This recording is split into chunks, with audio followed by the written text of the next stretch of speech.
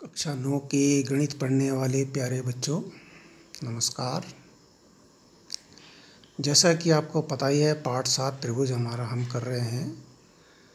इसमें त्रिभुज की सर्वांग समता के बारे में हम पढ़ रहे हैं।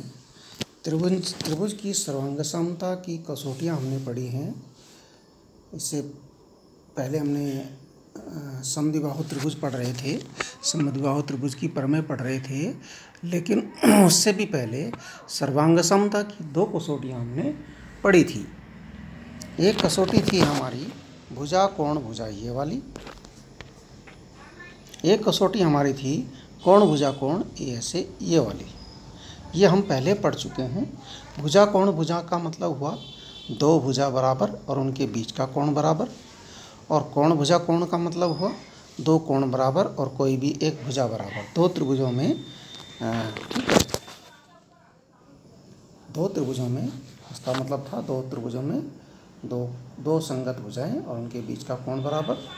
और इसमें क्या था, इसमें यह था कि 2 कोण, कोई भी 2 कोण बराबर और कोई भी एक भुजा बराबर, ठीक है, ये इसमें था। तो दोनों त्रिभुज सर्वांगसम होते हैं। ये कसौटियाँ अगर कोई भी लग जाती हैं तो सब त्रिभुज सर्वांगसम कहलाते हैं। सर्वांगसम का मतलब होता है कि यदि 2 त्रिभुज सर्वांगसम है, इसका अर्थ है उनकी संगत भुजाएं बराबर हैं, उनके संगत कोण भी बराबर हैं, ठीक है। यानी वो त्रिभुज बिल्कुल एक दूसरे के बराबर हैं। यदि एक के ऊपर एक उनको रख दिया जाए तो एक दूसरे को वो ढक लेंगे, बिल्कुल पूरा ढकेंगे, ठीक है। अब देखिए, अब त्रिभुजों की सर्वांग समता की 2 कसौटियाँ होती हैं। दो कसौटियाँ हमने पढ़ी, 2 और कसौटियाँ होती हैं। ये 2 कसौटी हमने जो पढ़ी, इन पर आधारित हमने प्रश्न भी किए, आपको पता होगा, प्रश्नावली थी पूरी, उसको हमने किया, उदाहरण भी किए हैं, आपको समझ में आ रही होंगी ये। इसके बाद 2 और कसौटियाँ इसकी हैं, 4 कसौटियाँ होती हैं जो हमारे कोर्स में हैं। त्रिभुजों की सर्वांग समता की 4 कसौटियाँ हैं, 2 हमने पढ़ ली हैं और 2 और हैं। एक है एस कसौटी या भुजा भुजा भुजा कसौटी। इसका अर्थ है यदि किसी त्रिभुज की तीनों भुजाएं अन्य त्रिभुज की, दूसरे त्रिभुज की तीनों संगत भुजाओं के बराबर होती हैं तो दोनों त्रिभुज सर्वांगसम कहलाते हैं। ओके, देखिए कैसे संगत भुजा का ध्यान रखना भाई। यहाँ पर संगत शब्द का देखिए, यहाँ पर ए बी भुजा यदि एक्स वाई के बराबर है, ये दिया गया है, और बी सी भुजा वाई जेड भुजा के बराबर है इस त्रिभुज में, और ए सी भुजा आपकी एक्स जेड के बराबर है इस त्रिभुज में, ठीक है। अब ऐसा है त्रिभुज ए बी सी और एक्स वाई जेड में, देखिए यदि ऐसा है त्रिभुज ए बी सी और एक्स वाई जेड में, देखिए ए बी बराबर एक्स वाई, बी सी बराबर वाई जेड और ए जेड बराबर, ए जेड लिख दिया हमने यहाँ पर, देखा हो गया ना गड़बड़, ए सी लिखना था, ए सी बराबर एक्स जेड, ठीक है ना, इसकी ए सी है ना, ए सी बराबर एक्स जेड।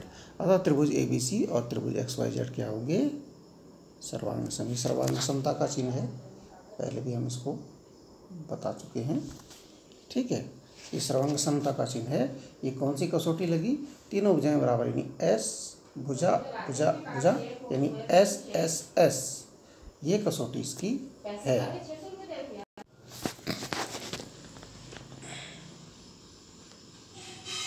अब देखिए, इसमें और एग्जांपल हमने लिया है, ये आप देख सकते हैं। एक त्रिभुज है, दूसरा एक त्रिभुज ये है, एक त्रिभुज ये है। इसमें देखिए त्रिभुज पी क्यू आर, त्रिभुज एम ओ एन में, ये पी क्यू आर है, ये एम ओ एन है। अब इसमें देखिए पी क्यू बराबर एम ओ, पी क्यू बराबर एम ओ, क्यू आर बराबर ओ एन, क्यू आर बराबर ओ एन, और पी आर बराबर एम एन, पी आर बराबर एम एन। ये तीसरी भुजा, तीनों संगत भुजाएं बराबर हो गई, तो इसका मतलब क्या हो गया, त्रिभुज, अतः त्रिभुज पी क्यू आर और त्रिभुज एम ओ एन सर्वांगसम हो गए। ये कौन सी कसौटी लग गई, एस एस एस, 3 संगत भुजाएं बराबर। बस संगत का ध्यान रखना, संगत यानी संगत का भी आप समझ लीजिए। देखिए यदि हम इस रूप में पी क्यू आर के रूप में त्रिभुज को पी क्यू आर के रूप में इसी रूप में उठा करके हम एम ओ एन के ऊपर रखेंगे, यानी पी क्यू, अगर हम इस त्रिभुज को उठा करके काट करके यहाँ से इस त्रिभुज को यहाँ से काट करके हम पी एम के ऊपर रखेंगे, क्यू ओ के ऊपर रखेंगे और आर एन के ऊपर रखेंगे, तब ये इसको पूरा पूरा ढकेगा।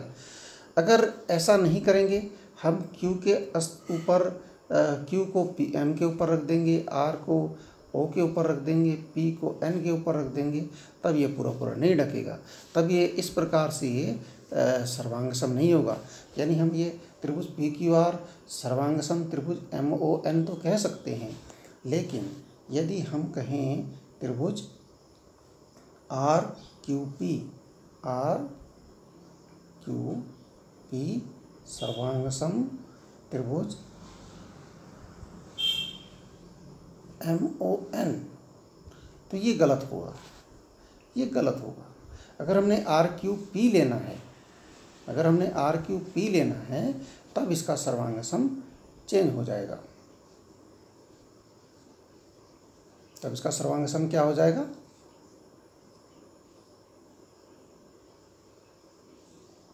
ठीक है भाई, तभी ये वाला सर्वांग सम नहीं रहेगा। तब सर्वांग सम क्या होगा?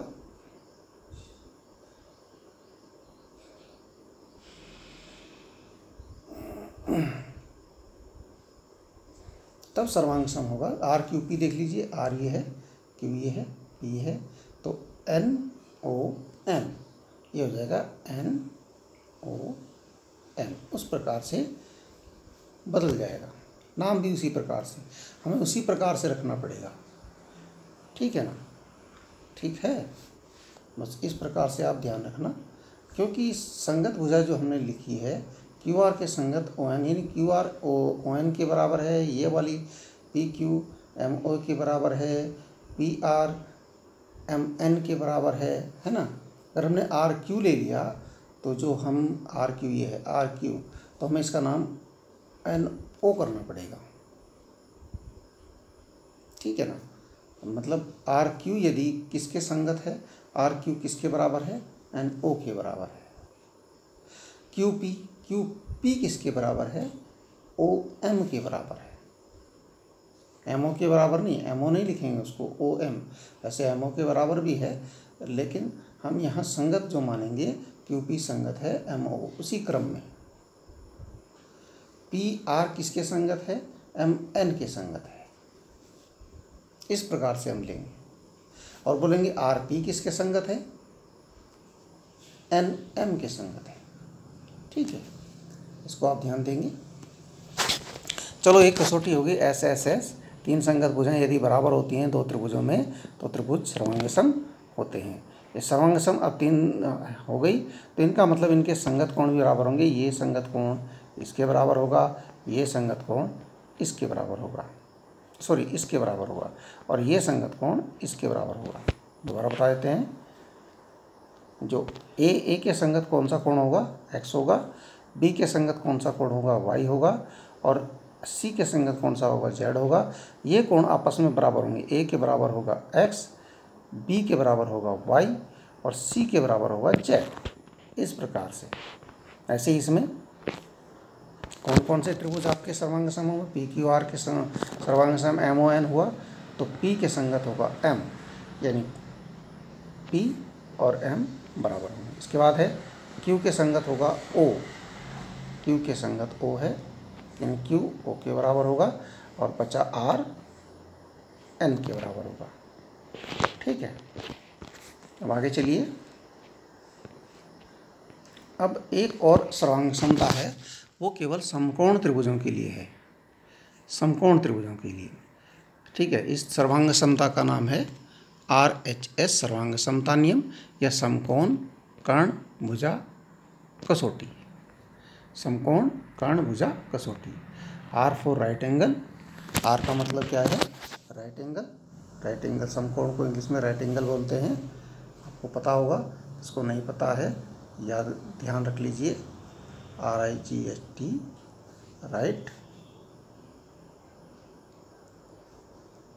एंगल, समकोण को इंग्लिश में राइट एंगल बोलते हैं।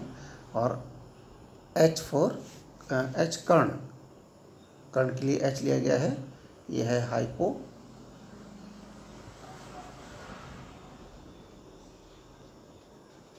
हाइपोटेनियस,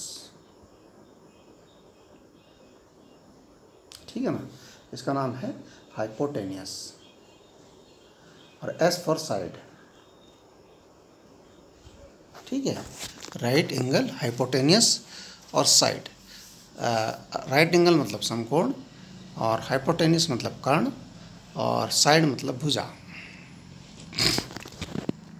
अच्छा, अब देखिए समकोण त्रिभुजों के लिए होती है ये सर्वांग समता नियम केवल समकोण त्रिभुजों के लिए है। यदि किसी समकोण त्रिभुज में कर्ण और एक अन्य भुजा दूसरे समकोण त्रिभुज की कर्ण और एक अन्य संगत भुजा के बराबर हो, तो दोनों समकोण त्रिभुज सर्वांगसम होते हैं। देखिए यहाँ पर समझ लीजिए इसको। दो समकोण त्रिभुज हैं हमारे पास, एक है ये वाला RPL, इसका ये समकोण है, दूसरा है BGK, इसका G समकोण है। अब देखिए यहाँ हमने इसका नाम क्या ले रखा है, समकोण त्रिभुज RLP और समकोण त्रिभुज BKG, उसी क्रम में लिया, RLP BKG, उसी क्रम में, देखिए क्रम वही रहेगा। इसमें देखिए RL बराबर है BK के, RL यानी कर्ण बराबर हो गया, ये कर्ण है। समकोण त्रिभुज में जो समकोण का सम्मुख होता है भुजा, वो कर्ण होती है, यहाँ पर समकोण है, इसके सामने ये भुजा है, इसके सामने ये भुजा है, कर्ण है इनकी दोनों की, ठीक है। अब RL बराबर BK, ये कर्ण है। इसके बाद PR यानी ये वाले भुजा एक साइड, और इसकी GB, इसकी भी एक साइड बराबर है। तो वही बात बोली कि समकोण त्रिभुजों में कर्ण और एक भुजा बराबर है, तो वो दोनों त्रिभुज क्या हो जाएंगे, सर्वांगसम होंगे। ये त्रिभुज RLP सर्वांगसम त्रिभुज BKG हो जाएगा।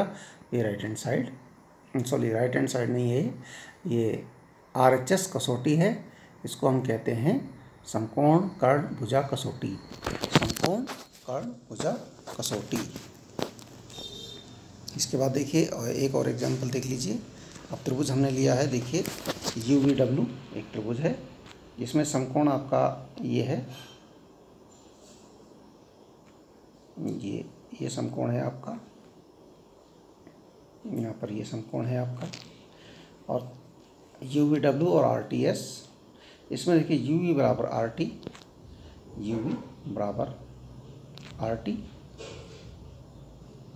ठीक है, और VW बराबर TS, VW ये कर्ण हो गई, VW और TS ये कर्ण हो गई। इसलिए ये त्रिभुज UVW ये वाला, ये UVW इस क्रम में, और RTS इस क्रम में, ये दोनों सर्वांगसम हो गए। ये कसौटी लगी आपकी RHS। इसमें दो ही चीज़ आपको बराबर करनी है समकोण त्रिभुज में, एक तो कर्ण और एक अन्य भुजा, तीसरी समकोण होता ही है ना। तो ठीक है, ये आपकी दो कसौटियाँ हैं, और इनको भी आप नोट कर लीजिए अपनी कॉपी में, अच्छे से नोट कर लीजिए। ठीक है, आज के लिए इतना बहुत है।